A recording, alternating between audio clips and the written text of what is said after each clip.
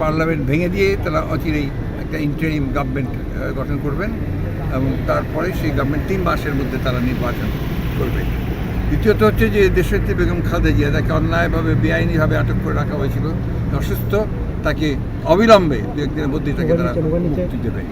এছাড়াও যারা এই আন্দোলনে যারা তাদেরকে গ্রেপ্তার করা হয়েছিল, মিথ্যা মামলা দেওয়া হয়েছিল, ছাত্র, রাজনৈতিক দল, সকলকেই তারা মুক্তি দেবেন। আমাদের ছাত্ররা যে অভাবনীয় সাফল্য অর্জন করে থাকে গণ অভ্যুত্থানে এবং তাদের ত্যাগ, তাদের কষ্ট, তাদের পরিশ্রমের ফলে এবং জনগণকে ঐক্যবদ্ধ করার কারণেই আজকে এই ভয়াবহ দানবীয় সরকার হাসিনা সরকার আজকে পতন ঘটেছে এবং তারা আজকে দেশ থেকে পালিয়ে গেছে সবাই।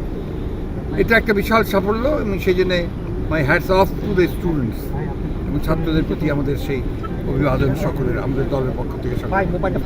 আমরা এখানে এই পতনের পরে দেশকে সুস্থভাবে পরিচালনা কীভাবে করা যায় তার পরামর্শ নেওয়ার জন্য সেনাবাহিনীর প্রধান এবং 3 বাহিনীর প্রধান তারা আমাদেরকে আমন্ত্রণ জানিয়েছিলেন। তারই পরিস্থিতিতে আমরা এসেছিলাম। রাষ্ট্রপতির সঙ্গে আমরা কথা বলেছি এবং এই মধ্যে যে সিদ্ধান্তগুলো হয়েছে সেই সিদ্ধান্তটি হচ্ছে, প্রথমেই যেটা হয়েছে যে আজকে এই পার্লামেন্ট ভেঙে দিয়ে তারা অচিরেই একটা ইন্টারিম গভর্নমেন্ট গঠন করবেন এবং তারপরে সেই গভর্নমেন্ট 3 মাসের মধ্যে তারা নির্বাচন করবে। দ্বিতীয়ত হচ্ছে যে দেশনেত্রী বেগম খালেদা জিয়া, তাকে অন্যায়ভাবে বেআইনিভাবে আটক করে রাখা হয়েছিল, অসুস্থ, তাকে অবিলম্বে 2-1 দিনের মধ্যেই তাকে তারা মুক্তি দেবে। এছাড়াও যারা এই আন্দোলনে যারা তাদেরকে গ্রেপ্তার করা হয়েছিল, মিথ্যা মামলা দেওয়া হয়েছিল, ছাত্র, রাজনৈতিক দল, সকলকেই তারা মুক্তি দেবেন। এই সিদ্ধান্ত নতুন সরকার কবে গঠন হতে পারে এবং আপনাদের প্রস্তাব কি ছিল? এই বিষয়ে যে কথা হয়েছে যে 24 ঘন্টার মধ্যেই সেটা সম্ভাবনা আছে। কি ধরনের সরকার হবে?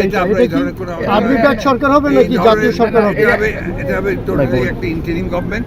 সেটা ক্যারেক্টারটা হবে, আমরা যেটা প্রস্তাব দিয়েছি সেটা হচ্ছে নির্দলীয় ক্যারেক্টার হতে হবে এবং 3 মাসের মধ্যে নির্বাচন অনুষ্ঠান এটা ঠিক করবে কারা? কিভাবে ঠিক হবে? হয়নি ভাই, আপনার কোনো প্রস্তাব দেননি কিভাবে ঠিক হবে? প্লিজ আমাকে একটু বলতে দেন। আপনি বলবেন প্লিজ। মূল বিষয়টা হচ্ছে যে এই বিষয়গুলোকে চূড়ান্ত করার জন্য একটা আলোচনা দরকার। যে আলোচনা করার এখনই আমরা সুযোগ হয়নি। আমরা তো এখন আমাদের দলের সঙ্গে সেভাবে বসতে পারিনি। আমাদের দলের সঙ্গে বসে আমরা প্রস্তাব নিয়ে আসবো, অন্যান্য দলগুলো নিয়ে আসবো, সেই হিসাবে নির্ধারিত। দেশের শান্তিপূর্ণ পরিস্থিতি তৈরি করার জন্য কিংবা এখন যে বিভিন্ন জায়গায় আমরা ওইটাতে আমরা সবচেয়ে বেশি গুরুত্ব দিয়েছি।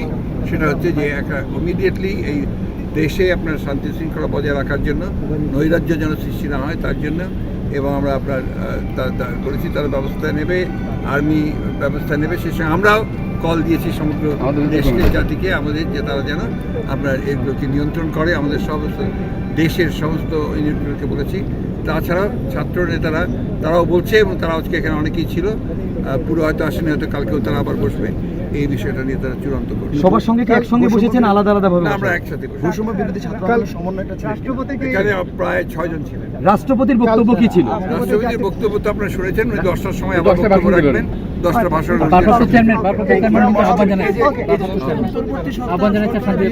হ্যাঁ, এবং আমরা ভারপ্রাপ্ত চেয়ারম্যানের মুক্তি দাবি করেছি এবং আমরা অন্যান্য সমস্ত রাজনৈতিক নেতাদের